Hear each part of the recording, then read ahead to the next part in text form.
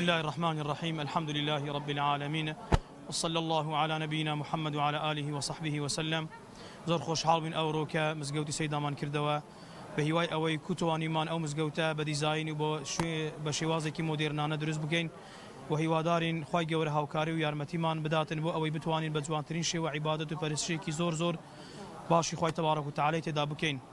هەروەک لای هەموومان ڕوون و ئاشکرایە کە مزگەوت جێگای عیبادەت و پەرستشی خوای پەروەردیگارمانە و هەروەها مزگەوت جێگای خۆشەویستی و تەباییە و لە مزگەوتدا ئینسان فێری ئەدەب و فێری تربیەت و فێرە ڕەوشت ئەبیتن و لە مزگەوتدا مرۆڤ هەواڵ و ئەخباری دەوروبەری خۆی ئەزانێتن. بۆیە بەڕاستی کردنەوەی مزگەوت ئەمڕۆ زۆر خۆشحاڵ بووین کە ئەو مزگەوتەمان کردەوە و هەنگاوی یەکەمی پێغەمبەری خوا بووە صلی الله تعالی علیه وسلم. پێش ئەوەی کەوا لانەیەک لە بۆ خۆی دروست بکات، پێش ئەوەی کەوا خانوویەک لە بۆ خۆی دروست بکات، پێغەمبەر صلی الله تعالی علیه وسلم مزگەوتی دروست کرد و ئێمەش وەکو تەبعیەتی ئەو پێغەمبەرە گەورەیە صلی الله تعالی علیه وسلم إن شاء الله هم لە مزگەوتدا عیبادەتی خوای پەروەردیگار ئەکەین و هەروەها سونەتەکانی پێغەمبەر صلی الله علیه وسلم جێبەجێ ئەکەین بۆ ئەوەی ئەو مزگەوتە ببێتەمایی ڕەزامەندی خوای تەبارەک و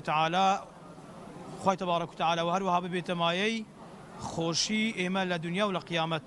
زۆر سپاسان دەکەین. خوای گەورە لە قورئانی پیرۆزە فەرمێ إنما يعمر مساجد الله من آمن بالله واليوم الآخر. کەسێک مزگەوت بنیاد ئەنێتن و ئاوەدانی ئەکاتەوە کە ئیمانی بەخوای گەورە و بە ڕۆژی دوایی هەبی، کەواتە ئەمە علامەتی ئیمانی ئەو کەسەیە کە ئەو ئیشەیەکە و بگرە مزگەوت یەکەم کاری پێغەمبەرمان وە صلی الله علیه وسلم کە هیجرەتی کردووە لە مەککەوە بۆ مەدینە مزگەوتی دروست کردووە بۆ ئیمانداران لەم شوێنەدا عیبادەت بکەن، پەرستش بکەن، یەکتر ببینن. یعنی زۆر جانبی کۆمەڵایەتی لە نێوان ئینسانەکان بەهۆی مزگەوتەوە پتەوە، بەهۆی مزگەوتەوە بەهێزەبی. دینی ئێمەش زۆر گرنگی بەو لایەنە ئەدا. ببینە جمعان کۆبوونەوەکان هەیە، کۆبوونەوەی مسلمانان هەیە لە نوێژە فەرزەکان ڕۆژە 5000 مسلمانان کۆ دەبنەوە لە مزگەوت.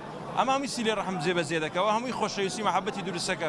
کارێکی زۆر پیرۆزە، زۆر گەورەیە کردنەوەی مزگەوتەکان، نۆژنکردنەوەکەی.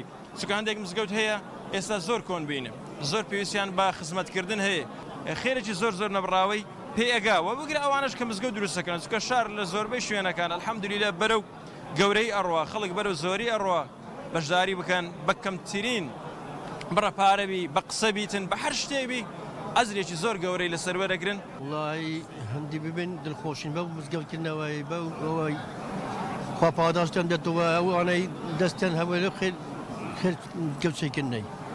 خدا خێریان بنووسی، خوا پاداشتان دێتەوە ئینشەڵڵا. جیبکامان وڵا مرگە زانن ئەو مزگەوتان زۆر گرنگی پێ بدەن باشە. من ئەوە مزگەوتان جێکی وەتو کە دەوروبەری مزگەوتی هەمە ئەهل دینە، ئەهل مزگەوتە. بنیادنانی مزگەوت عنی بنیادنانی مزگەوت بنایەکی هەندەسی نییە. مزگەوت بینایەکە عنی ئینسان دەبێت لە خوا نزیک بیتەوە، یەکەی ئادابی مزگەوت و عنی ڕەوشتی مزگەوت و ئینسان لە مزگەوت فێری ئەخلاق و دین و ڕەوشت و شتی جوان دەبێت الحەمدولله. ڕۆلی گرنگ مهمە، عنی ڕۆلەکان ئەوی پێگەشت هەموو لە مزگەوت پێگەیشتووە. لە کۆنەوە و لە ئێستاشدا کە مزگەوت شوێنی گشت کێشە و مەشاکلێکی خەڵکی بووە کە خەڵکانێکی زۆر هەر مشکلێکیانەوە لە مزگەوت چارەسەری خۆیان دۆزیوەتەوە. ئەوەش ئەگەڕێتەوە سەر ئەوەی کە گشت مرۆڤێک کە ڕووی کردە خوای گەورە بەرەکەت دەختێ تەمەنی بەرەکەتدار دەکا و لێرەوەش پەیامم بۆ هەموو لایەک ئەوەیە کە هەمیشە هەوڵ بدەین دەست بە قورئان و سونەتی خوای گەورە بگرین و بتوانین بۆ ئەوەی ژانێکی خۆشمان هەبێت و بەختەوەر بین لە ژیاندا. هیوادارین ماڵەکانی خوای گەورە پڕ ببن لە کەسانێکەوە شایستەی یەکتاپەرستی و خواپەرستی و خۆشەویستی و محبەت بن، لەسەر ڕێبازی خوا و پێغەمبەری خوای بن. کەسانێک بن کەوە بیانەوێت تربیەتدانی منداڵان و تربیەتدانی خوش ئەو کێشە مشتوک لەو مەشاکلانە کە هەیتیان لە بۆیان مەقسەدەنە کە بەدەیان جار ئەبینی هەبووە لە مزگەوت حەل کراوە. ئێستاش حەزەکەین مەقسەد بەردەوام من ئەو کەسانەی کەوە هەر مشکلە و مشاکلێکیان هەیە یان هەر گری و گفتەشان هەیە بینن لە بۆ خزمەت ئیمامەکان ئەو ئیمامانەی کەوە خۆ بە خزمەتکاری کۆمەلگا دەزانن.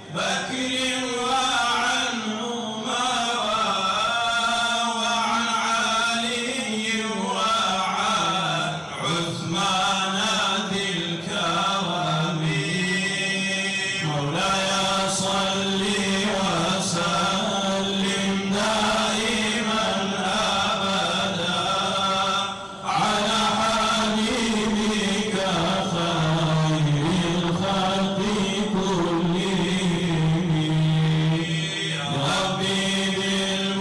المصطفى علم دائما أبدا على حبيبك خير الخلق كلهم.